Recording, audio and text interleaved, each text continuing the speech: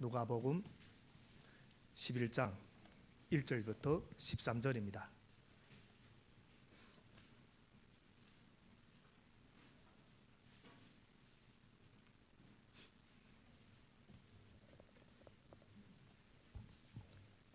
교독하겠습니다. 예수께서 어떤 곳에서 기도하고 계셨는데 기도를 마쳤을 때에 그의 제자들 가운데 한 사람이 그에게 말하였다. 주님, 요한이 자기 제자들에게 기도하는 것을 가르쳐 준 것과 같이 우리에게도 그것을 가르쳐 주십시오.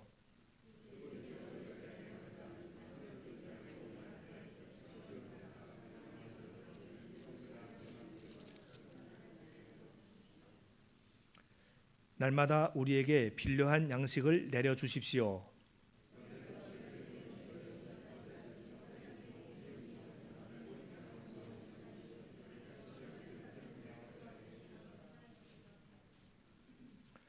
예수께서 그들에게 말씀하셨다.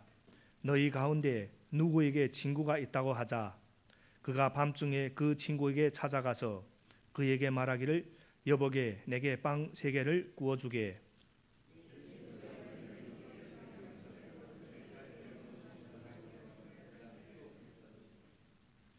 그 사람이 안에서 대답하기를 나를 괴롭히지 말게. 문은 이미 닫혔고 아이들과 나는 잠자리에 누웠네. 내가 지금 일어나서 자네 청을 들어줄 수 없네 하겠느냐.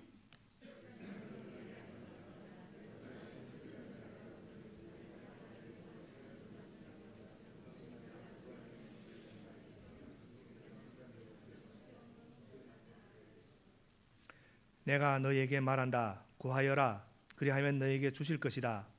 찾아라. 그리하면 찾을 것이다. 문을 두드려라. 그리하면 너희에게 열어주실 것이다.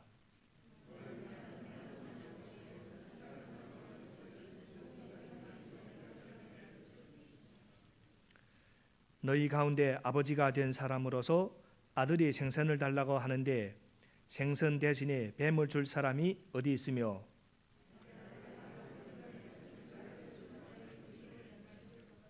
13절 함께 읽겠습니다. 너희가 악할지라도 너희 자녀에게 좋은 것들을 줄 알거든 하물며 하늘에 계신 아버지께서야 구하는 사람에게 성령을 주시지 않겠느냐. 아멘. 여러분들이 잘 아시는 오늘 본문입니다. 제가 그 지난주에 그 사무엘상 그 18절의 말씀을 가지고 다윗과 요나단이 관계라 하는 제목으로 말씀을 전했습니다. 공동체 안에서 이루어지는 관계 중에서 우리가 추구해야 하는 목표가 있는데 바로 이 마음과 마음이 서로 연결되어 있는 그런 관계, 또 그런 관계를 맺었던 성경 속의 인물이 있었는데 바로 요나단과 다윗이었습니다. 그러면 요나단과 다윗은 어떻게 이런 마음과 마음이 연결되는 그런 관계를 맺을 수 있었는가? 제가 성경을 통해서 3가지로 설명을 드렸습니다. 첫째는 질투가 없어야 된다. 이 관계 속에서. 둘째는 진리 안에서 순종하고 진리 안에서 맺어진 관계가 된다. 그래서 진리가 중요합니다. 셋째는 나를 의지하는 게 하는 것이 아니라 하나님을 의지하게 하는 그런 서로의 깊은 그런 헌신이 관계여야 한다고 했습니다. 여러분 다시 한번 강조하지만 하나님이 인간을 창조하신 그 목적이 바로 관계입니다. 삼위일체 하나님, 즉 성부 하나님, 성자 예수님, 성령 하나님은 깊은 관계를 가지고 계셨습니다. 인간을 창조하면서 또 인간을 삼위일체 하나님 속으로 우리를 초대하였습니다. 그래서 우리가 진정한 공동체, 이 진정한 관계를 이루면서 우리가 추구해야 할 목표는 삼위일체의 그 하나님 안에 거하는 것입니다. 삼위일체 하나님 안에 거하는 것. 오늘은 그 하나님과의 그 인격적 관계 속에서 가장 중요한 요소 중의 하나인 그 기도에 대해서 우리 함께 살펴보겠습니다. 제가 그 지난주 그 목요일에 그 오사카에 가서 그 1:1 제자 양육 강의를 듣는 기회를 가졌습니다. 아마 연구자님도 새날 동안, 저는 하루 들었지만 새날 동안 듣다 보니까 많이 지쳐 있습니다. 그때 그 강사로 오신 그 이규훈 목사님이 하나님과의 그 인격적 관계에 대해서 그 3가지로 설명해 줬습니다. 첫째는 하나님과의 인격적 관계에는 만남이 있다고 했습니다. 만남. 그 만남을 통해서 우리는 예수님을 믿고 또 구원받습니다. 그리고 둘째는 하나님과의 인격적인 관계 안에는 나눔이 있다고 했습니다. 우리가 하는 말씀 나누기 큐티입니다. 그리고 마지막으로 하나님과의 인격적 관계에는 대화가 있다고 했습니다. 왜냐하면 인격적 관계에는 살아있는 그런 관계이기 때문에 대화를 통해서 친밀함을 유지한다고 했습니다. 하나님과 대화 없이 신앙생활을 하면 우리에게는 많은 문제가 발생합니다. 우리도 잘 알다시피 하나님은 말씀입니다. 말씀이 육신이 되었습니다. 그래서 시편 143편 8절을 보면 이런 말씀이 있습니다. 내가 주님을 의지하니 아침마다 주님이 변함없는 사랑의 말씀을 듣게 해주십시오. 내 영혼이 주님께 의지하니 내가 가야 할 길을 알려주십시오. 이것이 다윗의 기도입니다. 그리고 또 시편 5장 3절을 보면 주님, 새벽에 드리는 나의 기도를 들어주십시오. 내가 새벽에 내가 주님께 나의 사정을 아뢰고 주님의 뜻을 기다리겠습니다. 이 다윗은 아침마다 하나님의 말씀을 들으려고 했고, 그리고 또 그 주어진 말씀대로 하루를 어떻게 살 것인지를 묵상하고 또 하나님께 사정을 아뢰고 그 뜻을 구했습니다. 다윗은 기도를 통해서 언제나 하나님과의 그 인격적 관계 속에서 있었습니다. 그럼 예수님은 아버지 하나님과 어떻게 인격적 관계를 유지했는가? 성경을 보면 예수님은 사역을 하다가도 하던 일을 내려놓고 하나님과 기도를 통해 대화를 했습니다.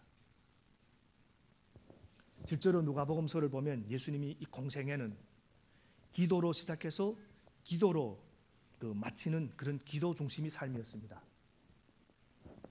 그리고 누가복음서는 예수님이 기도하시는 그 모습뿐만 아니라 믿음의 사람들은 모두 기도에 힘쓰는 사람들이었던 것을 아주 잘 보여주는 복음서입니다. 그래서 누가복음 1장부터 세례 요한의 그 탄생을 사가랴와 엘리사벳과 이스라엘 백성의 기도에 대한 하나님의 응답으로 소개합니다. 세례 요한의 탄생을. 또 2장에 가보면 마리아와 요셉이 아기 예수를 하나님께 드리기 위해서 예루살렘 성전을 찾는 그 내용이 나옵니다. 그런데 그들이 성전을 찾았을 때 이 아기 예수를 보고 하나님을 찬양하며 그 기뻐하는 사람, 그 안나가, 시므온과 안나가 소개되는데 그 누가복음 2장 36절 37절을 보면 이런 기록이 있습니다. 그 안나에 대한 기록입니다.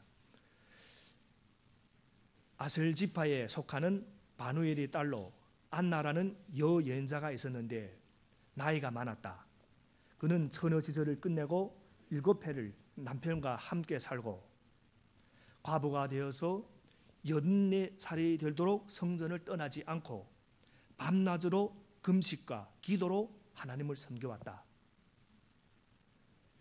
그러게 이런 말씀을 보면 예수님뿐만 아니라 우리 그리스도인도 이 신실한 믿음을 위해서는 기도를 소홀히 할 수 없고 또 기도 없는 믿음은 생각할 수 없다 하는 사실을 잘 보여주고 있습니다. 오늘 본문은 그야말로 기도에 대해 아주 잘 정리된 그런 본문이라고 할 수 있습니다.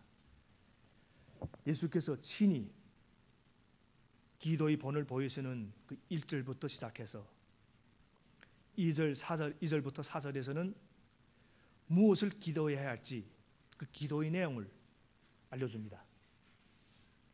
이 기도의 내용을 보면 우리가 익숙한 그 주기도문과 아주 비슷합니다. 우리가 그 익숙한 그 주기도문과 비교해 보면 뜻이 하나님에서 이룬 것 같이 땅에서도 이루어지다. 이 부분만 딱 빠졌습니다. 나머지 내용은 똑같습니다. 그리고 또 5절, 8절을 보면 어떻게 기도해야 할지 그 기도의 방법을 알려줍니다. 그리고 9절부터 13절을 보면 기도의 응답에 이르기까지 모든 말씀이 그 기도에 대한 말씀입니다. 그럼 먼저 우리 주님이 그 기도의 내용을 먼저 살펴보겠습니다. 어떤 내용인가? 2절부터 4절을 함께 읽어보겠습니다. 누가복음 11장 2절부터 4절입니다. 시작. 예수께서 그들에게 말씀하셨다. 너희는 기도할 때 이렇게 말하여라. 아버지, 그 이름을 거룩하게 하여 주시고 그 나라를 오게 하여 주십시오. 날마다 우리에게 필요한 양식을 내려 주십시오. 우리의 죄를 용서하여 주십시오. 우리에게 빚진 모든 사람을 우리가 용서합니다. 우리를 시험에 들지 않게 하여 주십시오. 그 5개 그 기도 제목이 나옵니다. 아버지, 그 이름을 거룩하게 하여 주시고 하나, 그 나라를 오게 하여 주십시오. 둘, 우리에게 필요한 양식을 주십시오. 셋, 우리 또 죄를 용서하여 주십시오. 그리고 마지막으로 우리를 시험에 들지 않게 하여 주십시오. 이렇게 5가지 기도 제목이 나옵니다. 그리고 우리가 이 5가지 기도 제목을 잘 살펴보면 처음 2가지는 하나님과 관계되는 그런 간구입니다. 하나님과 관계됩니다.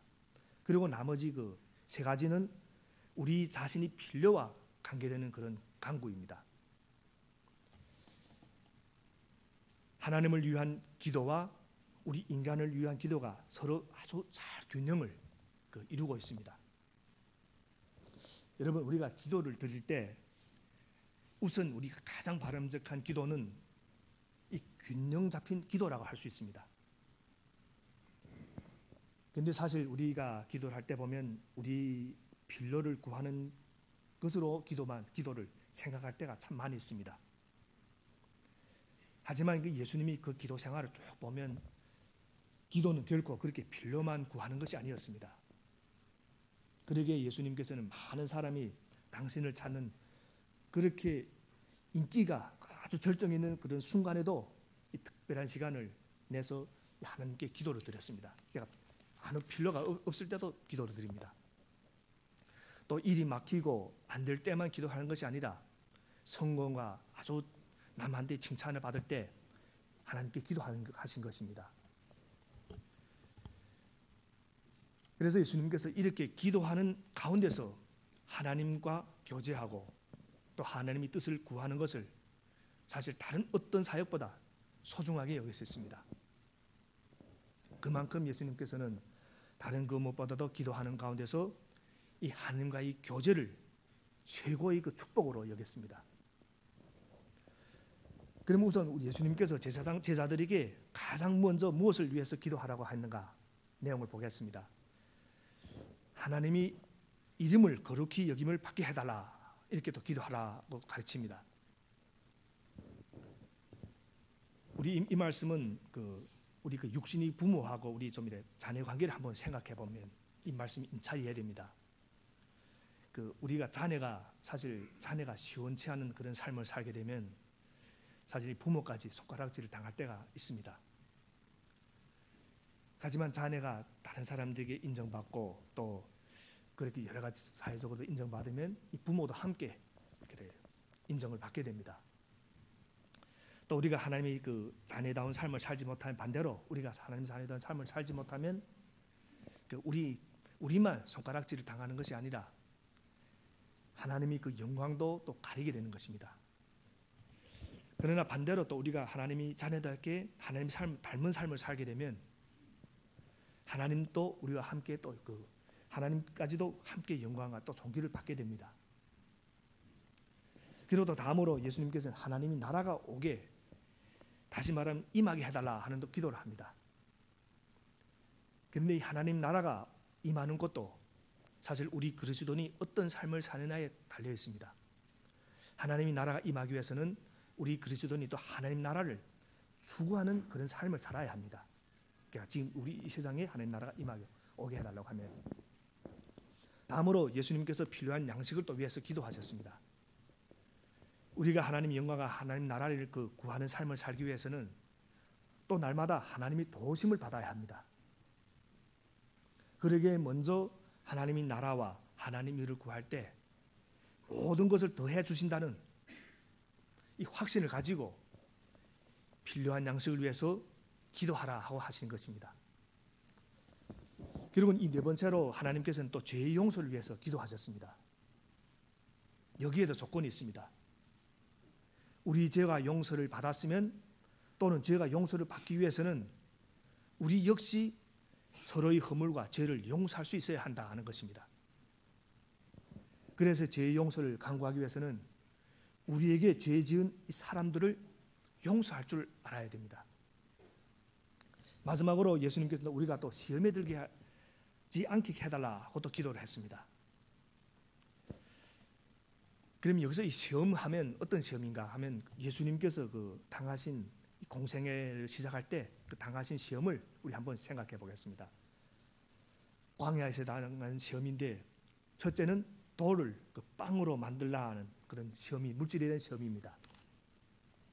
그리고 둘째는 사탄에게 절을 하면 누릴 수 있는 이 세상의 권세와 영광에 대한 시험, 그리고 또 하나님의 아들로서 성전에서 뛰어내려도 죽지 않으려 하는 그런 자기 과시에 대한 시험입니다. 사실 이런 시험은 예수님뿐만 아니라 우리도 역시 하루에도 몇 번씩 얼마나 이렇게 겪는 시험인지 모릅니다. 시험은 우리로 하여금 하나님의 뜻보다 우리 자신의 생각을 더 앞세우게 합니다. 또 하나님의 말씀보다 세상의 욕심을 더 많이 또 생각하게 합니다. 그런데 예수님께서는 우리가 이런 시험을 당하지 않게 해달라고 기도하라고 이렇게 가르치는 것입니다. 그래서 예수님께서 가르쳐 준 기도의 내용을 한마디로 정리하면, 그리스도인은 자기를 과시하기보다 하나님의 영광을 구하며 살아야 되고, 세상의 권세와 영광이 아니라 하나님의 뜻과 하나님의 나라를 구하며 살아야 하고, 오직 하나님만을 의지하며 살아야 된다 하는 것입니다. 그래서 바른 기도를 드리기 위해서는 주님의 목적을 나의 목적으로, 주님의 생각을 나의 생각으로, 주님의 주장을 나의 주장으로 삼는 기도를 드려야 한다 하는 것입니다.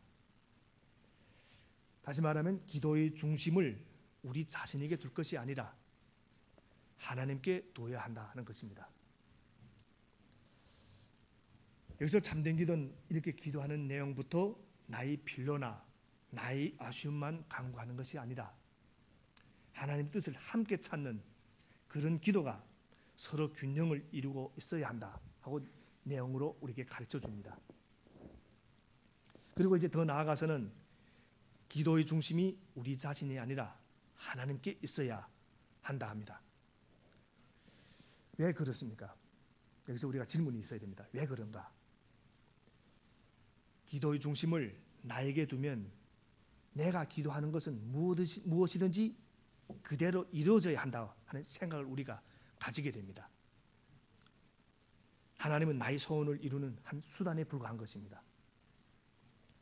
이런 태도는 결코 올바른 기도 태도라고 할 수가 없는 것입니다. 그래서 기도의 중심은 내가 아니라 언제나 하나님께 두어야 합니다.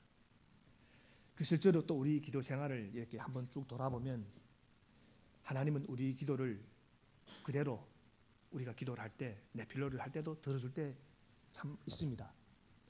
또 때로는 오히려 기도하는 것보다 더 풍성하게 주실 때도 있습니다. 나는 요만큼 했는데 더 풍성하게 줄 때도 있습니다. 그런데 어떤 경우에는 응답이 아주 늦어지는 경우도 있습니다. 그리고 심지어 어떤 때는 응답이 전혀 이루어지지 않을 때도 있습니다. 이럴 때 만일 이 기도 중심을 나에게 두면 이렇게 하나님 응답이 늦어지고 하나님 응답하지 않으시는 경우에 우리는 자연히 그 하나님에 대한 이 원망과 이 불평이 생길 수밖에 없습니다. 내 기도를 들어주지 않았으니까. 그렇기 때문에 우리는 어떤 경우에도 이 기도의 중심을 하나님께 두고 자신이 필요를 구해야 됩니다. 지금까지 주님이 기도에서는 무엇을 기도해야 할지, 그리고 또 기도의 내용에 대해서 말씀해 주셨습니다.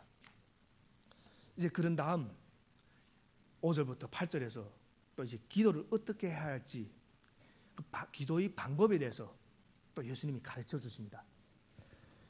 그 사실 우리 아무리 많은 일의 구슬이 진주라도 이 진주를 잘 깨어야 보배가 됩니다.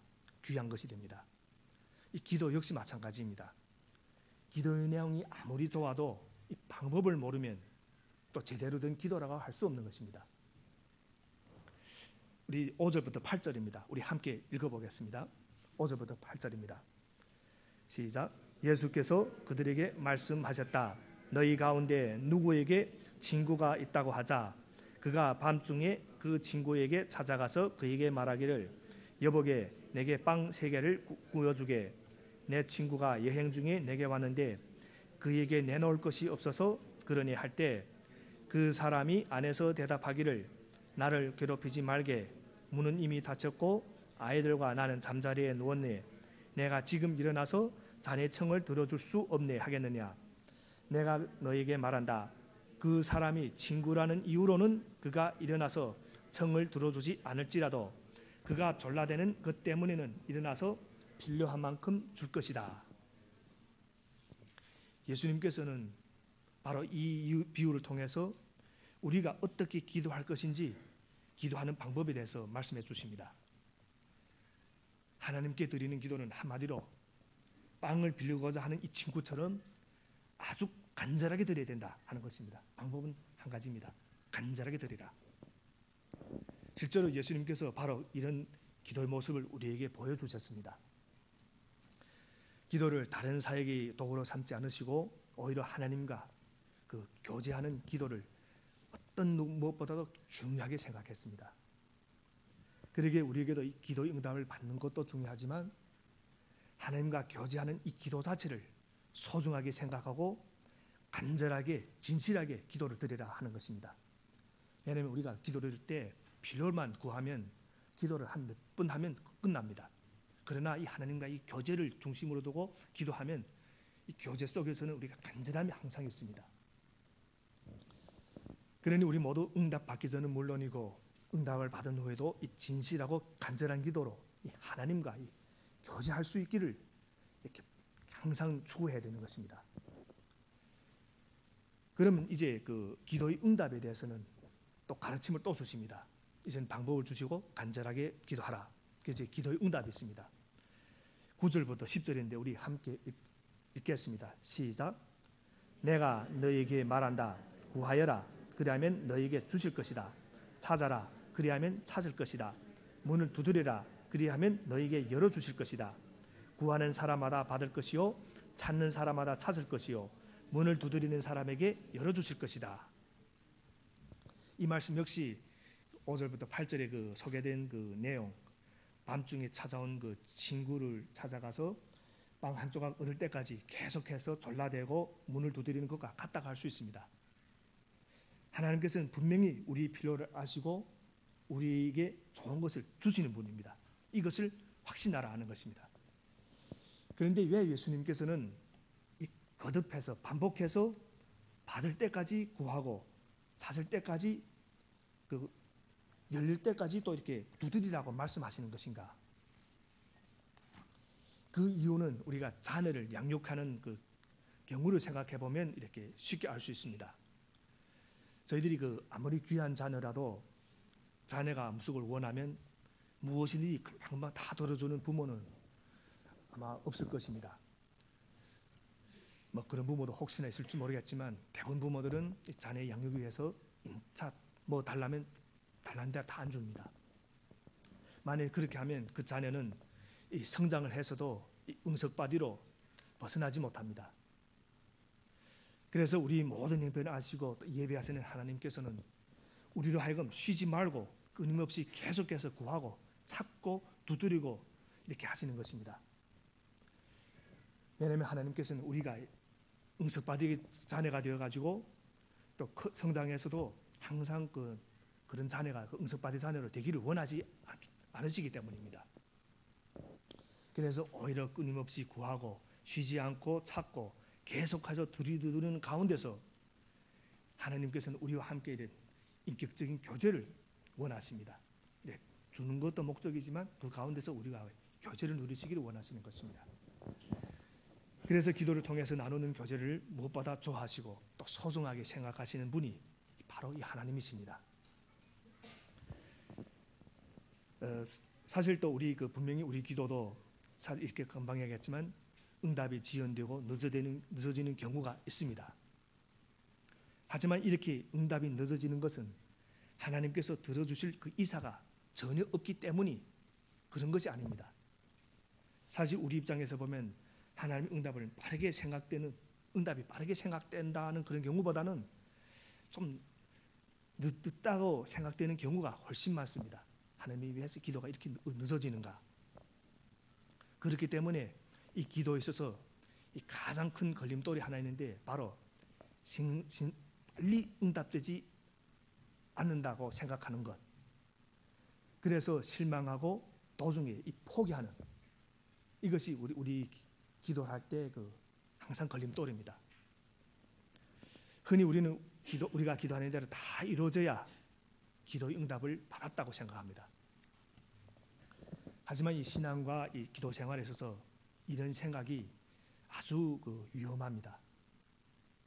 이런 생각 가운데서는 하나님은 단지 우리 소원을 이루는 어떤 수단에 불과해집니다. 심하게 말해서 이런 하나님은 우리가 필요할 때마다 이 동전을 집어넣고 뽑아내는 이 자동 판매기와 같은 것입니다. 그래서 우리 원하는 것이 이루어지지 않으면 하나님을 고장난 자동 판매기처럼 취급하기 쉽습니다. 그래서 하나님은 살아 안 계셔. 이렇게 우리는 판단해 버리는 것입니다. 이런 것은 결코 우리들이 올바른 기도의 자세 또 신앙의 태도가 될 수가 없습니다. 그렇기 때문에 우리는 기도의 중심을 항상 하나님께 두고 또 그리고 우리가 원하신 바가 제대로 이루어지지 않았을 때도 그 가운데서 하나님과의 인격적 교제를 즐기면서 끊임없이 계속해서 기도해야 되는 것입니다. 그리고 그 다음 11절부터 13절을 보면 우리 기도에 대해서 하나님께서 이제 어떻게 응답하신지를 또 한번 보여줍니다. 자녀가 부모가 자녀에게 어떤 거 주는 것을 예를 들어서 또 다시 한번 설명해 줍니다. 11절 13절도 우리 함께 읽어보겠습니다. 시작. 너희 가운데 아버지가 된 사람으로서 아들이 생선을 달라고 하는데 생선 대신에 뱀을 줄 사람이 어디 있으며 달걀을 달라고 하는데 전갈을 줄 사람이 어디에 있겠느냐. 하물며 하늘에 계신 아버지께서야 구하는 사람에게 성령을 주시지 않겠느냐.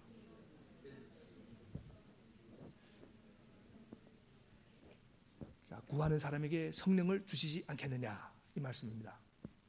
그러니까 예수님께서는 우리가 드리는 기도에 대해서 하나님께 주시는 최고의 응답을 성령으로 대답해 주셨습니다.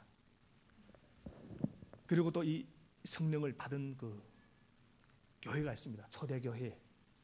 초대교회는 오로지 기도에 힘쓰는 가운데서 이 최고의 응답인 성령이 강림하는 그 체험을 온 교회가 다 경험했습니다. 여러분 우리는 예수님을 믿고 하면 우리는 지금은 성령을 다 받았습니다. 오늘날 우리는 예수님을 믿고 믿음으로 고백하고 이러면 우리는 다 예수님 성령을 받습니다. 하지만 우리는 이렇게 받은 성령을 소홀히 하고 등한시할 때가 참 많이 있습니다. 그에게 성령을 이 선물로 주신다 하는 이 말씀은 이렇게 소중하고 중요하면서도 또 우리 삶에서 이 밀려난 성령을 우리에게 다시 충만하게 회복시켜 주신다 하는 뜻이라고 우리 할 수 있습니다. 이 말씀은. 그래서 우리는 우리 자신의 필요를 위해서도 끊임없이 구하고 또 쉬지 않고 찾으며 계속해서 두드리며 기도해야 되겠지만 사실은 가장 좋은 선물이면서도 우리 삶에 자리를 잡지 못한 이 성령, 이 성령을 충만히 누리기 위해서 우리가 끊임없이 구하고 또 쉬지 않고 찾으며 또 계속해서 두드리는 또 우리 고배동복이 모든 성도님들이 되기를 간절히 소원합니다. 기도하겠습니다. 하나님 아버지, 오늘은 하나님과의 인격적 관계에서 기도의 역할에 대해서 살펴보았습니다. 그리고 오늘은 또 저희들이 기도와 관련해서 아주 체계화된 또 가르침을 받았습니다. 기도의 내용과 기도의 방법 그리고 기도의 응답, 이 세 가지를 저희들에게 보여주셨습니다. 정말 우리가 그리스도를 믿고 따르는 삶, 그리스도와 하나가 되는 삶을 살기 위해서는 성령님이 인도하심을 의지함을 다시 한번 고백합니다. 우리 모두가 이 성령님이 도우심을 의지해서 예수님을 주인으로 모시고 또 기도를 통한 하나님과의 그 참된 교제를 통해서 우리 모든 삶이 축복받게 하여 주시옵소서. 예수님의 이름으로 기도를 드립니다. 아멘. 우리 찬양하면서 하나님께 헌금하는 시간을 가지겠습니다.